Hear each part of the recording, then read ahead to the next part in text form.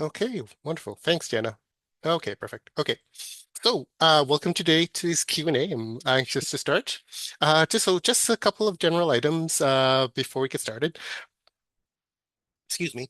I do have a bunch of windows that you can't see where I need to admit people and these chat boxes and stuff like that. So if I seem distracted, it's because I'm trying to get people into the program. With all of these Q&As, I kind of have three tips for the exam that I'd like to begin with. And I do want to mention that this meeting is being recorded and will be uploaded into perfect. Yeah, and I'll get to the questions later, June. But uh, this uh, this is being recorded and will be uploaded onto YouTube later.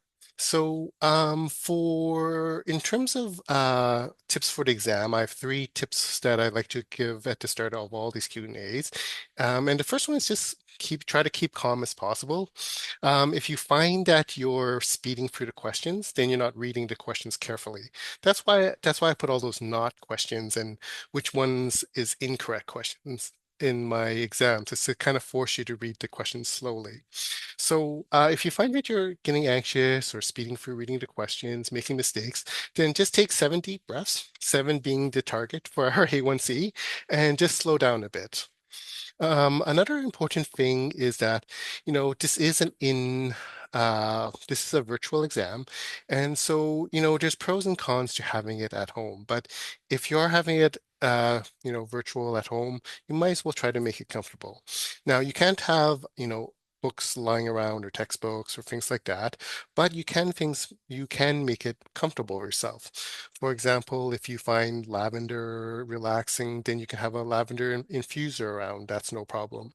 Or if you're a spiritual or religious person, you can have a picture of a spiritual or religious figurine to help you keep calm, or perhaps like a picture of your family or something like that. All those things are perfectly fine. You can have that on your desk while you write the exam. It's also important that there are remember that there are pilot questions on the exam.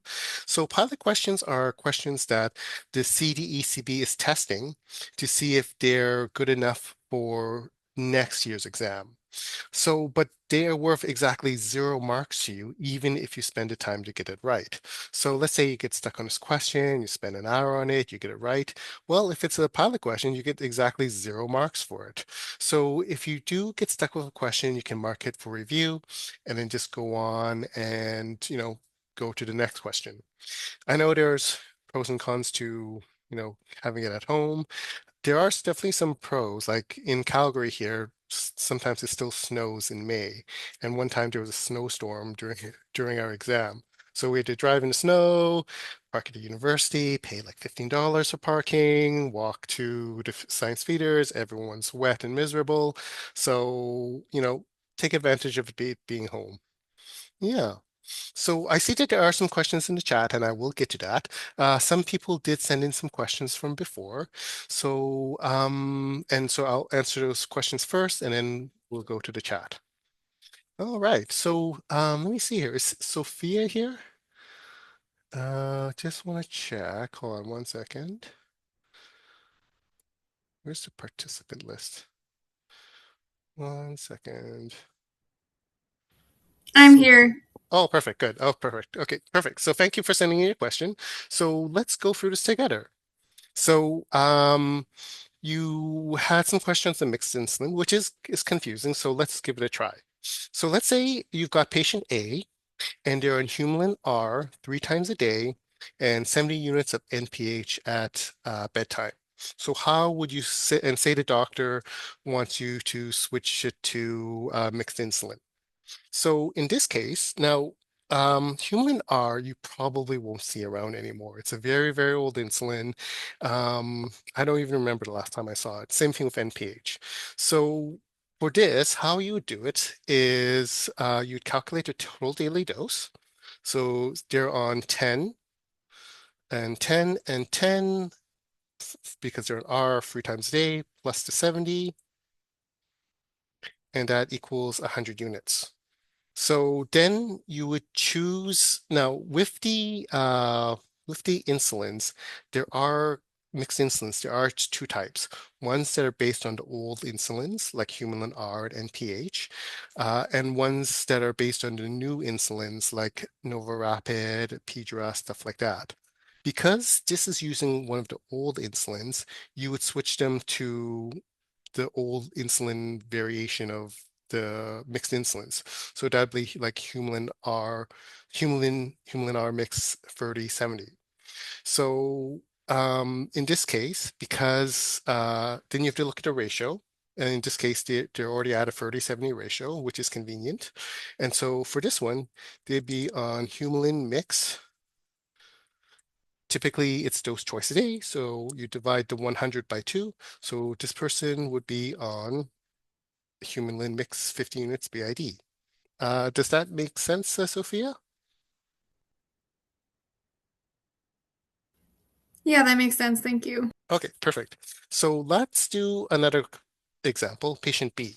So this one is on one of the newer ones, on Humalog Mix 50. So these are based on the new rapid-acting insulins. So for this, if they're on 50 units per day of Humalog Mix, then they would be on 100 units in total. And because it's a mix 50, that means they're on 50 units of Humalog and 50 units of a protonated Humalog, which basically kind of acts like an NPH. So you can think of it as 50 units of basal, basically. Okay, so say the doctor, for whatever reason, wants you to switch it to MDI. So in this case, because they're on 100 units in total, that's their total daily dose, you would just kind of do as an approximate as possible to MDI. So in this case, you could do like 15 or 16 units TID of Humalog to get roughly to 50 units.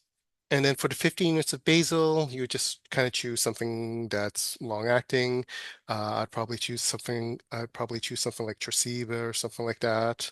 Uh, you wouldn't, I wouldn't go with like NPH or anything like that. That's too old of an insulin.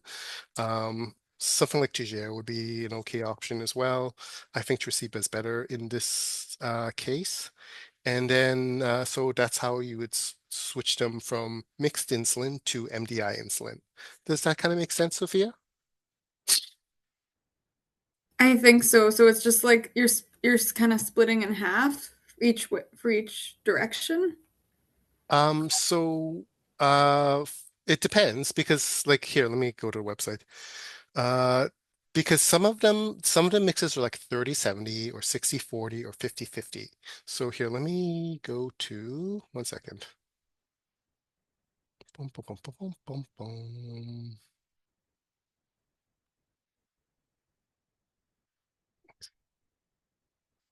Sorry, there's so many windows in my way. Just 1 second. Wait, just hold on. I just need to admit some people in.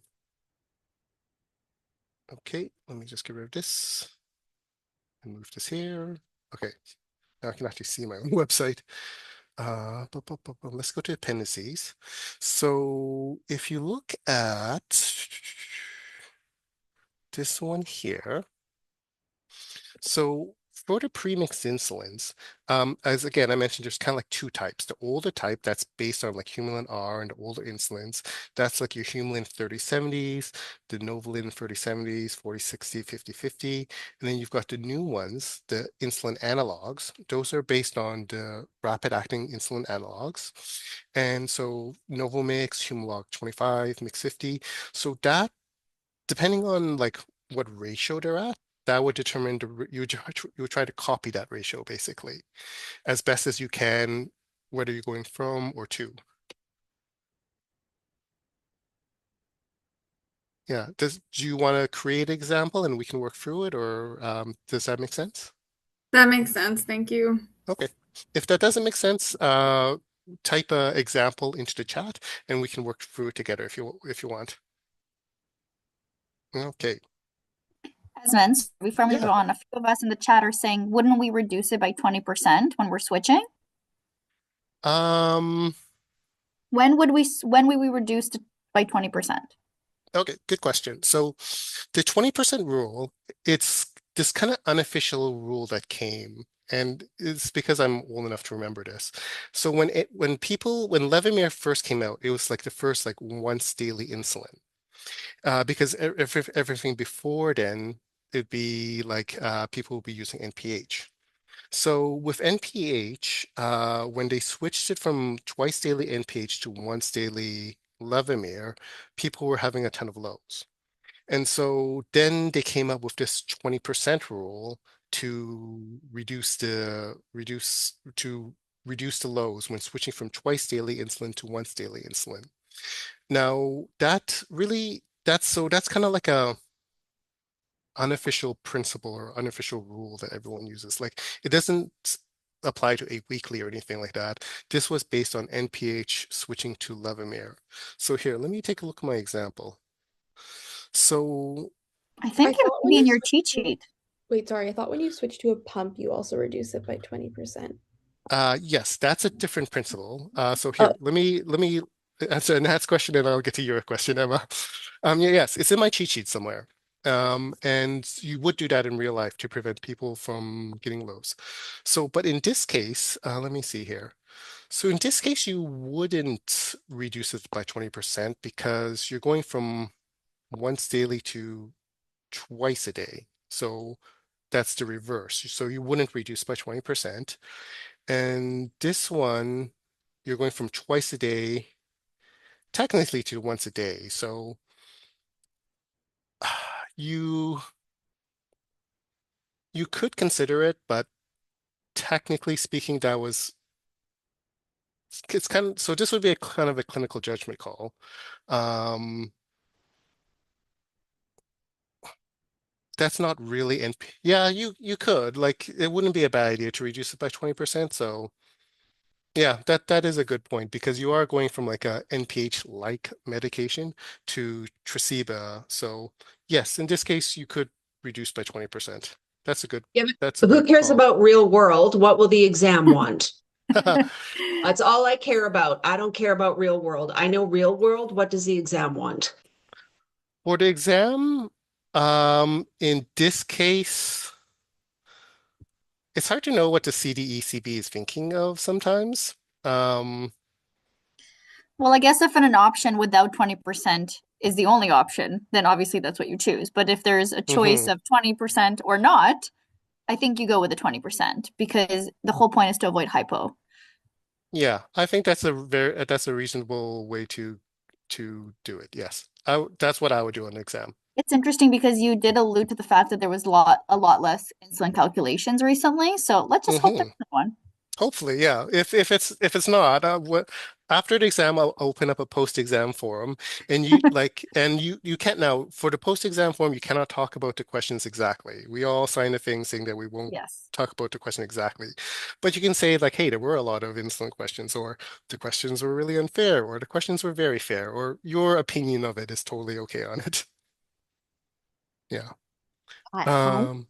I think it will be depends on patient's A1C as well. Because if the A1C is really good, like 6 point something, then I think maybe we can like cut down 20%. But if the A1C was high, then there's not necessary to cut down the 20%. So yes, in real life that would, and hopefully in the exam they would do that too. I would totally agree with that, Beatrice. If their A1C is close to target, I would reduce by 20%. But if their A1C is like sky high, like 10% or something like that, I wouldn't reduce it at all. Like they have room to go down. Like in those cases, if you have a sensor, stuff like that, that's really useful. That's so that you can know that the sugars are high all the time. Like a high A1C doesn't always mean that they're always constantly high. It just means it can mean that they are actually having lows.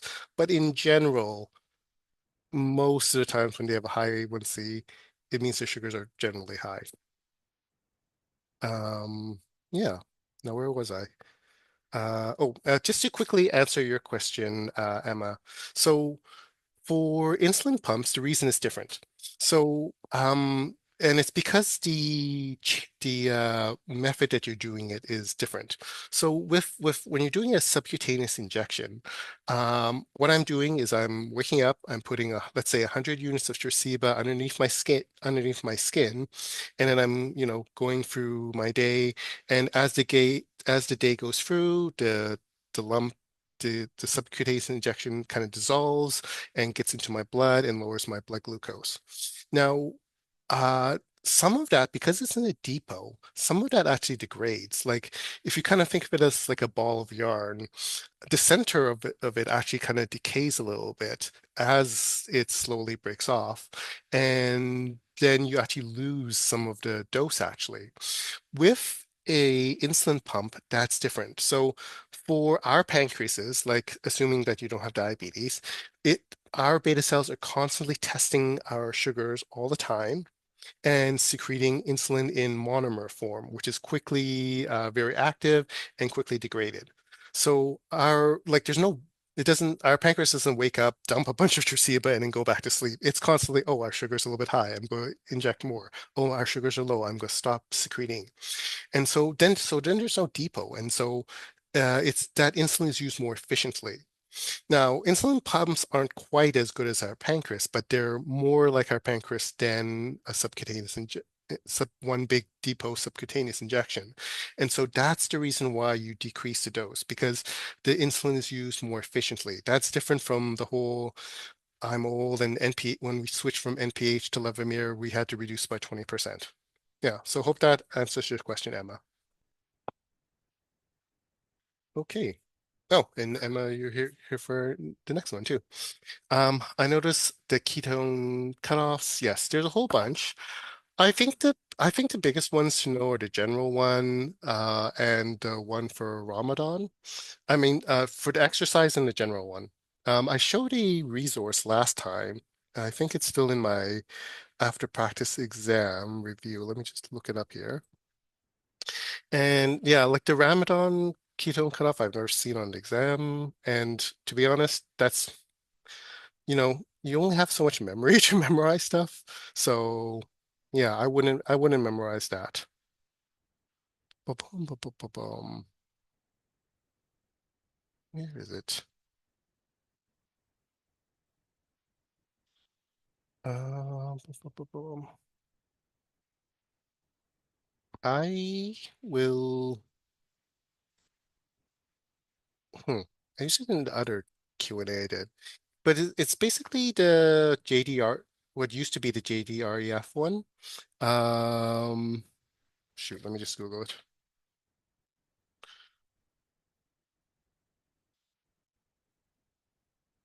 Yeah, Fruit Breakthrough Canada. It's just.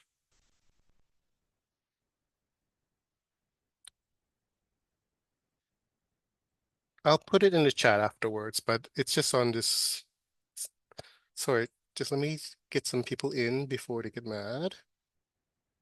Okay. Um, yeah, I found it on other Q&A, but I'll put it in the chat after. I'll find it in the chat afterwards. Okay, and yeah, that's the end of the questions. Let me take a look at the questions in the chat now. Okay. Gian asks, quick question, when we calculate the corrections factor, do we assume that the person's BG is in control? Yeah, it's just a straight equation.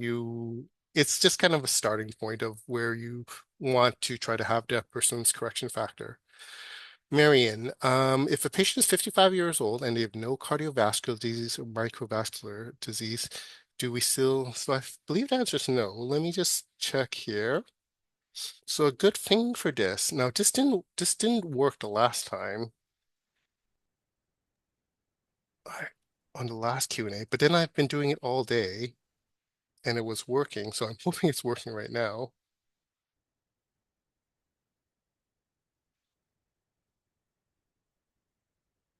It doesn't give me that error. Okay, good. So the best place to go for that is right here. They have this macrovascular tool that you can use. And then you can just say, so no cardiovascular, if they have no previous CV, no, and they're 55. And let's say they've only had diabetes for 5 years and they have no other CV risks, then this would be what they would, so they would not be indicated for a ACE or an ARB in that case. Another way to look at it is through here. Remember that they have to have CV risk factors, and these are the CV risk factors right here. If you let me just zoom in.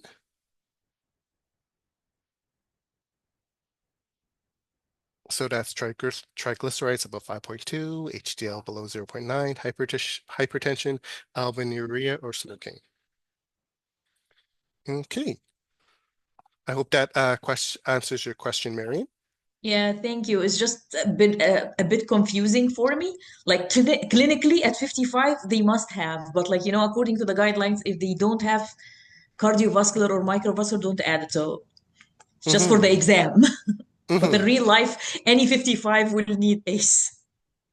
If they're really healthy, then technically, no, they wouldn't need an ACE. But yeah, if they have any of those factors, then you would add an ACE. Okay, so I'm just going down the chat. I'm at Marion's comment at 5:04 p.m. Oh, 20% reduction. Yes, we talked about it. Is it not an issue to switch insulin brands? Typically not, as long as you're switching, like bolus to bolus and basal to base, like the newer basal to newer basal or the old kind of. So here, let me go back to this. So as long as you're switching within classes is okay. So if you're switching from Humulin N, this is Helen's question. So if you're switching from Humulin N to like Novolin NPH, then that's fine because they're in the same kind of class of the intermediate acting insulins. Switching from like Levomeryl is totally fine. Switching from, not that anyone uses this stuff, but switching from Novolin R to Novolin Toronto is fine. Switching from NovoRapid to Apridios, that is okay. But you like switching from like Toronto to NovoRapid, you would have to, there's different, the dosing is different. Like with these, you typically take them 30 minutes before meals. The short-acting insulins, but with the rapid-acting insulins, you typically take them, 10 to 0 minutes before the meal. So depending on what like, the brand doesn't matter. It's just the class is what matters. I hope that answers your question, Helen. Okay. Sarah, for the first example, not so would the first example not go to 3070? So yes, it would go to 3070 because they're already on 3070. Oopsies. Sorry, this is in the wrong place.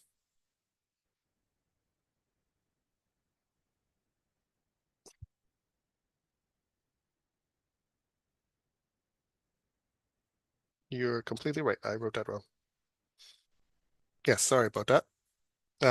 Because 3070 would be closer to, the ratio is closer. So sorry about that, Sarah. Thanks for pointing that out.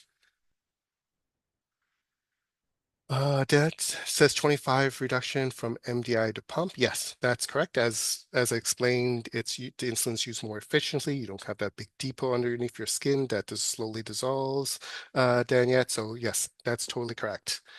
Okay, so I'm at 512. I'm at Danette's comment.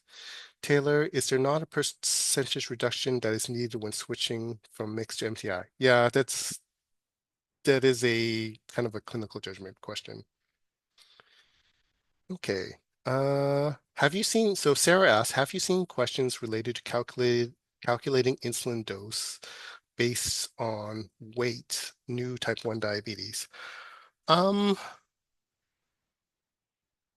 I don't think so.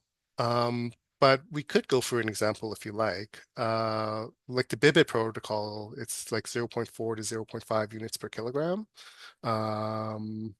So that's here in this appendix. It's in a different part of the.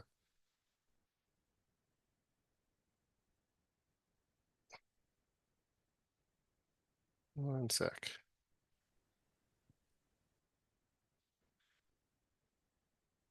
It's in a different part of the appendices, but we can definitely go through an example.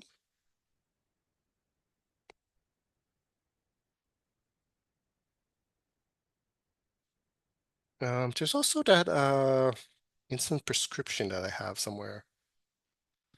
Yeah.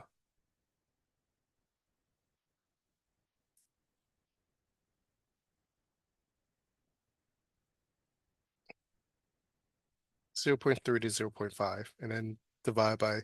So basically, let's take an example of this. So let's say you have a new type 1 patient who is 50 kg. So then what you do is you take 0.3 to 0.5 units per kilogram. Let's just take 0.5 just for simplicity. So it'd be 50 kg times 0.5. So which is equal to 25, which would be the total daily units. Then you'd split that into roughly 40, 60, 50, 50.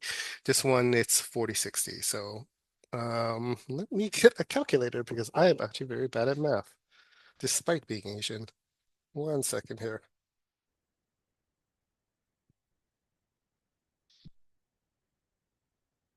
Okay, so that'd be so you do 25 times 0.4. So that'd be 10 units for the basal. And then 15 units divided would be for the bolus. And then you divide that into 3 for each meal. So this person would be on 5 units, say Humalog, TID, and then the basal would be whatever you choose, say Toujeo or something like that. If you ever yeah, depending on the situation, type 1s might need to be sent to a specialized care center, especially if they're children. Definitely if they're children. But you probably this there you, yeah. There's also more LADAs and stuff like that around in real life practice, but that's a whole different story. That's not going to be on the exam, and I don't want to complicate things, but that's a whole discussion that we can have some other time. Okay, so I'm just gonna go for the comments. Okay, Safina asks, do you think we will need to know the stop DK protocol in depth? I don't think so. Jade, for exam purposes, if we had a patient in their mid-80s who's still very fit and active, would you use the regular targets for them, or would they have relaxed targets since statistically they would possibly die in less than 10 years? If they're for exam purposes and in real life, if they're very fit and active, I would definitely just use the regular targets for them, Jade. Sorry to Jen, interrupt, Desmond. There was yeah, a no question worries. here about the division of a like to 83 for the total daily dose. Sure. Using specifically for Humulin R, I didn't recall reading that, but there was a question from Jade that came up about dividing 83 the total daily dose. Is that only used for Humulin R insulins? Yes, and you don't, yeah, let me go. Yes, that's only for Humulin R, which you don't see anymore. That's why I use the 100 all the time. That's in my cheat sheet somewhere. Just one second. I can answer that.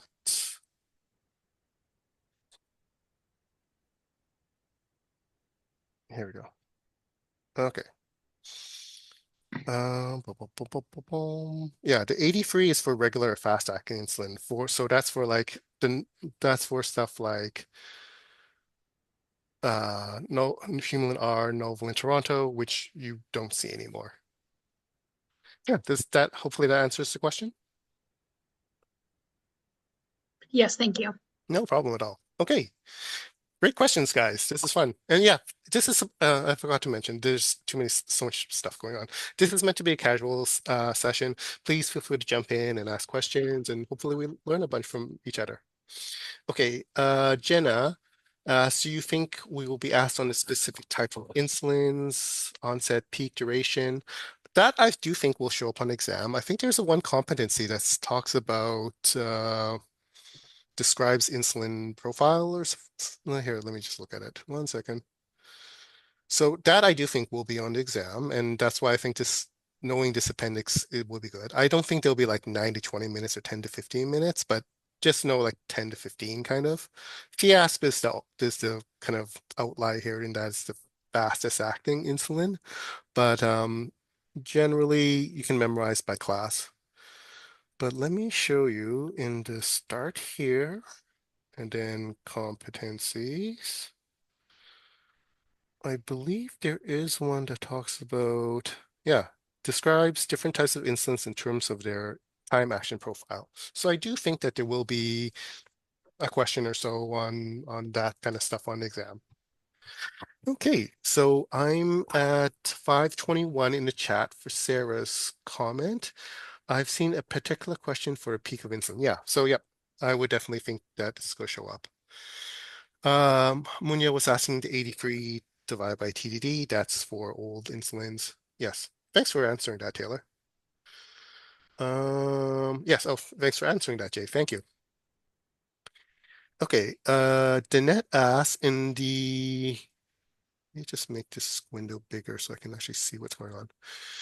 In the quick reference guide under SGLT, no increased risk of urinary. Yeah, so that's actually true. They found it's more yeast infections. In real life, though, like I do like I don't know if balanitis counts under UTI or yeast infection. I guess that's up to a doctor to diagnose, but that's what it says. But in real life, I found that it seems like some guys just get infections in that area when they use SGLT2s. Let's see here. Emma is asking, yes, it is 3.9. That's to align with the American Diabetes Association, which also has 3.9. Can you provide an example of insulin dosing for travel? Sure. If it's okay, I'll use the example in my story, unless you want a completely new one, but then I have all the calculations all there.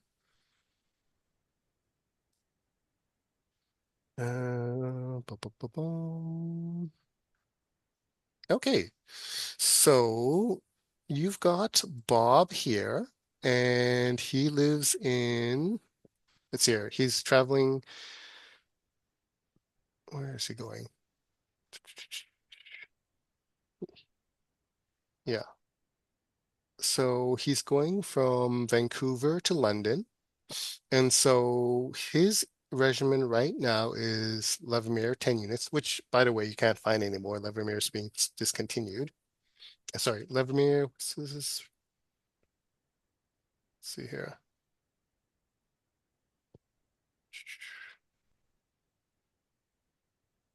Sorry, he's on 30. He's type 1. He's got 30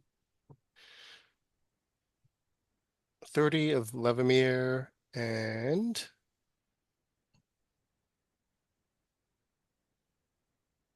sorry, I thought it would be easy because I know this one. Yeah. Okay. So he's going from Vancouver to London, and so he's going to be losing 8 hours. And so basically, because he's on 30 units, he's losing 8 hours. You can also just take it as he's losing a third. Then 30 minus 30 times 24. So basically if you do the equation, he's losing, you can do it in your head too. He's losing a third of his day. So he's losing a third of his insulin. And so instead of his 30, he would take 20. And on the day that he's flying from Vancouver to London, and that would make sure that he doesn't have any lows. On the way back, there's two ways to do it. You wouldn't increase his Levemir on the coming back to 40 or anything like that. We're too concerned that he might have lows if you do it that way. So the two ways to do it are to just give him an extra bolus when he comes back. His day is 8 hours longer, so his day is like 30, Yeah, 32 hours that day. So you probably have an extra meal. So you could give him an extra bolus. Or what you could do is um, there's this other long way where, let's say when he leaves for London, he's taking he's taking his usual 30. Then 24 hours later, you give him oh, I talk about it right here.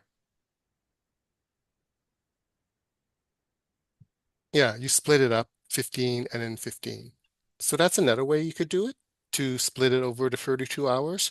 But usually you would just give him an extra bolus on the way there, and that would be how you do it.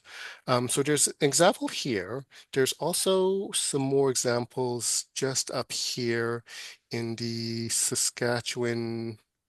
Sorry, it's a little bit slow because lots of in this Saskatchewan Advanced Insulin Dose module, it has a bunch of examples on travel right here. Yeah, hope that helps. Esmond, thank you for Yes, that. no Would problem. they, on the exam, will Mhm. they ask you specifically for the like to do the calculation, or will it be more just knowing that you have to decrease or go up on their insulin? Or do you think we have to memorize the equation? Um, I don't. The last time I wrote was 4 years ago, so it has been a long time. I don't Yeah. think you have to memorize the equation. I think in general, if you just know if you're going east, you lose time and you need to decrease the insulin, and the other way you don't you gain time and you add extra bolus. I think that's Yeah. probably enough for the exam. I Okay. wrote last year and you only really need to know east and west. Okay, Okay. perfect. Thank you. No problem, Tara. Thank you for that, Taylor. Yeah, thank you. No worries, I'll try and chime in if something comes up without disclosing too much. For sure. Okay, perfect. So where am I? I'm at Tara's thing at 5:30. Oh, that's a useful mnemonic, Helen. Thank you for that. For the insulin profile, can you please show where to find it in the after? Oh, it's not in the after exam, it's in the appendix. Here, let me just show you quickly.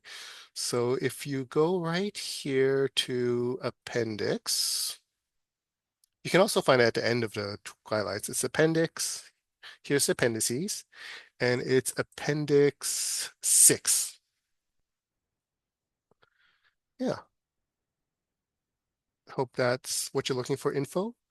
Karen asks, according to the new guideline update, if someone is on insulin aid, is it 1 or 2 times they need to test the blood sugars?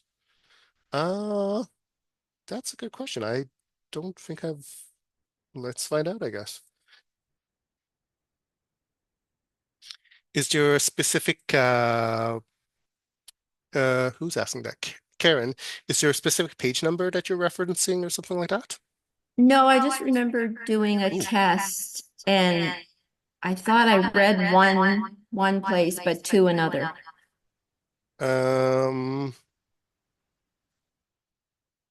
I would go, I'd have to look it up, but most of it is based on the 2021 blood glucose monitoring, and it's just right here. But I'll look for that, Karen, and I'll email you if I can find something, okay? Okay, thank you. No problem. To chime in here, I'm Sure. pretty sure it said that if you take basal, you would only check once. Because they did update the guidelines of how often you check.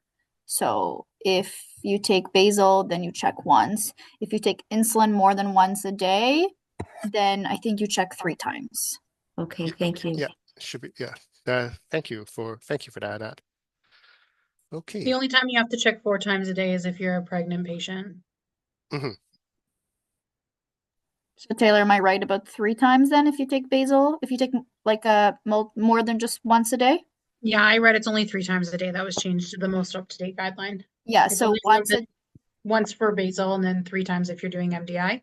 And then excellent. 4 times if you're pregnant, just due to tighter targets.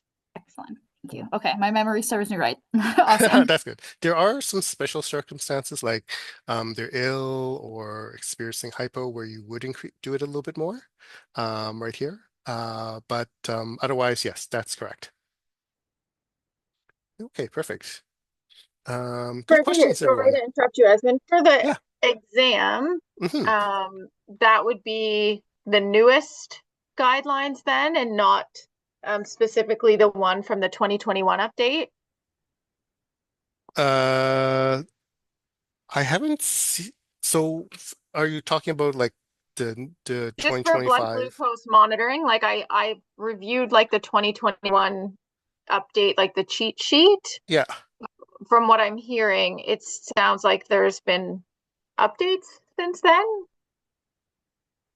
I haven't seen any. That's why I was like, I wasn't sure about the aid ones. I'm assuming that this is the latest that I know of. Okay. Yeah, and I'm constantly looking. So yeah, Okay. okay. Jade asks the fit guidelines to the 3 centimeters, but the diabetes. Huh, interesting. So unfortunately, that's a tough question, Jade. So the fit guidelines are referenced in the CDECB website as a source, but in the Diabetes Canada insulin handout is also.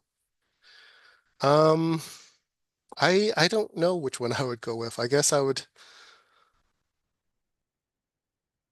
for this one I would go with the fit guidelines because handouts in my reasoning, guidelines in general supersede handouts. So yeah, but I don't have a definitive answer for that. Uh, thanks, Jade. Munya asked, do we need to know about missed doses? I don't think so. I don't think it is one of the competencies. I did try to make like a missed dose cheat sheet, but every medication is completely different, so it wasn't going anywhere. So, but I don't think you need to know about missed doses. But in general, what some general things are that if you miss a dose, don't ever double dose on the next day. Um, for the insulins, it depends, like with a weekly and stuff like that, or Tresiba, it doesn't really matter. Um, yeah, but I don't think you need to know about missed doses. For missed Okay. doses, I just remember having something that just talked about how long to wait between doses if you did miss a dose, just to look at insulin stacking. So just to make Okay. sure that you're not stacking insulin. Yes, and so yes, you would use this for that. So I guess you need to know the time action profile. Yeah. Thanks, Taylor. Okay. Jade asks, in the updated recommended takes about sessions for testing, isn't it? It seems to be just not sure why. If it's, can we assume type 1 when, sorry, what's your question, Jade? It seems to be, they, So, the word, so they came out with that. There was that mention in the updated guidelines about like if they weren't meeting targets or something, to consider like a structured 7 point plan of testing, like before and after meals and bedtime and stuff like that. mhm. But it seemed like it was just with the type 2. But then I wasn't sure why they had this 7 point plan thing when they had, like, as you're showing in your cheat sheet there, when they talk about, doing more frequent testing anyways, if they're not meeting targets or having problems, like, why is there two? And why is Okay. there only mention that for type 2 people, seems like, instead of type 1? I was just kind of confused where that came from. No, good question. It's probably because they didn't have any evidence for type 1. Um, I know Rick Siemens was involved in this guideline, and he was talking about how like there was like tons of studies, but you can only see what the studies say, so you can't always just because it's true for type 2, you can't automatically apply it to type 1.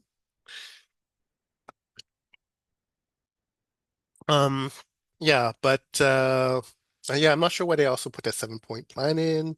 Um, this would be this thing, so yeah, you would just memorize that. In real life, try to get them like a sample of a Libre or Dexcom or something like that. Okay. Tara, can you, oh, yes, so I did that. Oh, am I in the wrong place in the chat? 1 second. Repeating, sorry. Okay, Jenna, under other resources, there is a practice quiz from a pre-conference to ask about insulin adjustment, and the correct answer was that you should ask about SNAS instead of adjusting insulin. Would this ever be the case if fasting targets are all high? Can I get a little bit more detail on that, Jenna? Here, let me try to find that one that you're talking about. Sorry, it was No worries. I think it was question 3. And you had On the other question sheets and the answer resources. sheets. I just thought it was bizarre. It said that this person was on a basal insulin and then all of her fasting were at target, but her postprandial readings were fair. So the explanation they gave Oh, was this one, right? that yes, yes, Is it number 3 yes. or So it says the answer is B. patient is taking premix insulin analog, 55 for breakfast and 55 dinner. She worries overnight hypoglycemia. Under the table below, what would you recommend? So I guess I assume because her fasting were all above target that you would increase the before dinner dose, but it said the correct one was about snacks at bedtime. Okay, so her sugars going, so 6.5 increases 12.3, 5.9, 9.8. So it looks like here's a weird, so 8.1, 7.7, 9.89, so 5.6. Okay, so sometimes 6.5 to 12.3, they're increasing quite significantly. Like the 6.5 to 12.3, the 5.6 to 13.6, and sometimes it's actually not bad. 9.8 to 9.0 and 8.1 to 7.7. So I wouldn't increase her activity under dinner. Maybe she is having snacks at bedtime, and that's why her sugars are increasing like this. It says that she's willing to increase the testing time. Actually, I don't know what that means. There's a lot of trick Increase the questions like this dinner on the dose of exam, insulin. and it I wouldn't do that reminds because me. sometimes her sugars are quite good. Also, like her postprandial is not bad. Like 5.1 to 8.1 is not bad. 5.9 to 9.8 is not terrible. So what is the answer? Is it B? Okay, yes. Oh, and here's a long rationale. Okay. Taylor, were you Yeah, saying that this so is common on the exam? she's afraid of hypoglycemia. So yes, so that's why we wouldn't increase in insulin. Checking bedtime snacks would rule out that's the cause of the increase. Yes. So that is what I would go with. Sorry, I was talking a lot. I didn't realize I muted myself. Sorry. There was a lot of questions like this on the Yeah, does that exam make sense? where it's asking towards what the patient is doing and not so much what we would do from a clinical standpoint. So like you have to think of, because she was worried I about didn't create this having question, so hypoglycemia, yeah. that it's what you're assuming she would be Can doing, everyone hear not me? what we would assume from a like a Okay. professional. Oh wait, sorry. Am I muted? Nope. Can someone talk again? I think I Yeah, might. Espen, I don't know if you're hearing Okay, us. there we go. Now I can hear you. Sorry. I think Okay. I accidentally hit my volume thing. I'm like, Sorry. why is it all quiet all of a sudden? Sorry Sorry, I about just that. said I unmuted myself while I was talking out loud, but I just said that there's questions like this on the exam, and it's because it's asking like when it says she worries about overnight hypoglycemia, what would you recommend? And it's because like you're trying to assess what she's doing. So the main thing is like she's worried about overnight hypoglycemia because her fastings are high. You know that she's probably eating something, so then you have to assess her snacks. So you have to kind of look at it from like the patient perspective, where it says what would you recommend? You have to take yourself into like not looking at what you would want to do to help them. It's what the patient's doing and how to assess their already like made actions, if that makes sense. So even though they're all essentially above target, it probably wouldn't, it's still related to her wishes, I guess, if that makes It's sense. because it states that she's having overnight hypoglycemia, and because you're seeing that elevation, you're to pretty much assume that like there's something that's causing that elevation. So you want to assess if she's having a bedtime snack. And if she's having a bedtime snack, then you would do like healthcare about that rather than like wanting to look at like changing her dosing right away. Like you have to try and look at the question, and it's like it's kind of one of those trick questions where it's like, why are her fastings high? And what would you recommend? So because it states that she has hypoglycemia, and you can see that she's relatively at target before she goes to bed, and then she's waking up with some elevated, because usually you want it between like 4 and 7. Majority of them are elevated.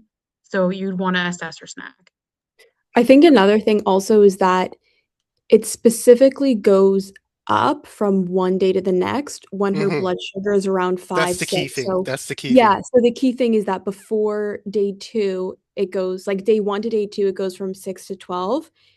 And then from day 4 to day 5, again, it goes from 5 to 13. Whereas the other 2 days, it's more of a match from day 2 to 3 and 4 to 5. So I guess you can kind of assume that since she's worried about hypo on the days where she felt like she was going too low before bed are the nights where she potentially ate a snack, which is why you'd ask about it pertaining to day 1 to 2 and day 4 to 5.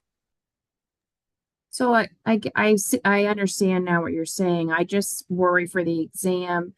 Like it was like one of the other sample questions that said you would need more data. Like how do you know when to choose that answer, so to speak? I can't remember what sample question it was, but it just said that you didn't have enough values to make like trends, even though you had some pre and postprandials and bedtime.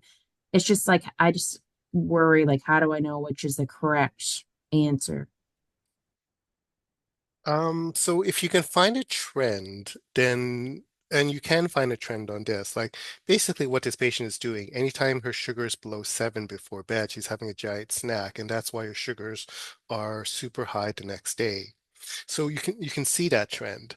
I did put a question where I purposely put a question where you couldn't find any trends, and in that case, then you would need more data points. But in this one, you can see a trend. Anytime it's under 7 before bed, she's having a giant snack, and that's what's causing her sugars to go high.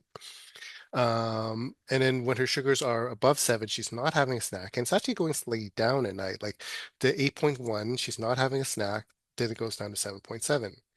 The 9.8, she is not having a snack, and so it goes down to 9. So her sugars are going down at night. You're completely correct, Jenna, that it's not at target, but you know, because she's worrying about overnight hypoglycemia, let's say you did increase her dinner dose of insulin, then she's on mixed insulin, so then her readings before bed will be say 4.5, 6.1, 7.8, 3.6. Then she'll just respond by having more snacks, and then her before breakfast sugars will just even be higher. So in this case, because it says she worries about overnight hypoglycemia, that's why you would fix the snacking first before you change the insulin. You're completely right. It is confusing, Jenna, but you can see a very consistent pattern with this. So that's why B is the correct answer. Thank you. Just to talk about the other way really quickly. I used to work, or we used to work with an endocrinologist, and one thing that he would always say is to never fix with food. So if for some reason the question were to say, before bed she's going low, is it accurate to assume you always reduce the insulin and don't tell the patient to eat more? Yes, in general, that's the case. Especially if the question is worded like, oh, the patient's trying to lose weight or something like that, then definitely it's not increased food. Thank you all. No problem. Those are good questions. Those are great questions. Okay. So I'm at 5:46. What time is it actually? Oh, okay, geez. I can go a little over. So 5:46, I thought that was question 2. Moni is asking for week 8, yes, for 8 weekly. Let's say you calculate their insulin and let's say they're on 10 units basal a day. When you switch a weekly, they'd be on 70 units. But for that first dose, it's not 70 units, which is 100%. It'd be 150%, which is 105. So that's what they recommend. Okay. I've understood that to just be known as the loading dose as they start to integrate it in, so there's still a residual as they continue to get used to their regular like weekly dose. Mhm. But that's just what we use in practice. Okay. Okay, let's see here. Beatrice asked, what's the glucagon dosage for children? Oh, thank you, Nanette, for answering that. Where can I find a practice exam with the, okay, so it's right here. If you go to, here, let me go. It's under how to study, Susan, and then other resources. And then other resources, it's right here, Susan. Okay.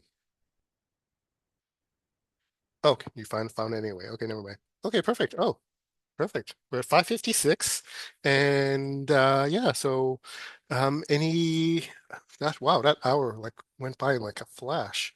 Uh, yeah, I thought it was like 5:30 still. Anyway, so yeah. Any other questions, concerns?